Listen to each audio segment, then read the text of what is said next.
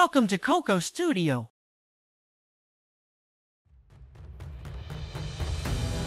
एक गांव में टोटन नाम का एक शरारती लड़का रहता था। उसके पास एक गधी थी जिसने हाल ही में एक नन्हे गधे को जन्म दिया था। लेकिन टोटन को जानवरों की भावनाओं की कोई परवाह नहीं थी। एक दिन टोटन ने एक शरारत करने की सोची। वह गधे के छोटे बच्चे को उठाकर गांव के पास की पहाड़ी पर एक घने जंगल में ले गया।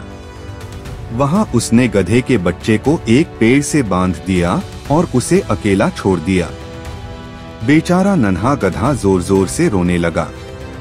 उसकी माँ जो घर पर थी दूर से उसकी चीखें सुनकर बेचैन हो उठी और जोर जोर से चिल्लाने लगी। टोटन को यह देखकर मजा आ रहा था। उसे यह एक खेल लग रहा था।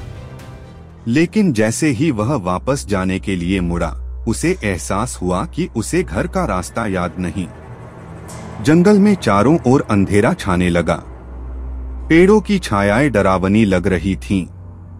टोटन ने कई बार रास्ता ढूंढने की कोशिश की, लेकिन हर बार वह वहीं लौट आता जहां से चला था। डर के मारे वह जोर जोर से रोने लगा, कोई मुझे घर पहुंचने में मदद करे। अचानक जंगल में एक हल्की रोशनी चमकी और एक गहरी आवाज गूंजी जो मासूम जानवरों को तकलीफ देता है, उसे भी कष्ट सहना पड़ता है।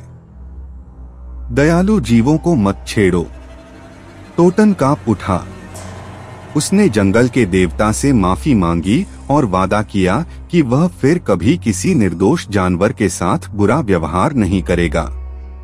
तभी छोटे गधे ने हल्की आवाज में रेंकना शुरू किया और धीरे धीरे जंगल में आगे बढ़ने लगा।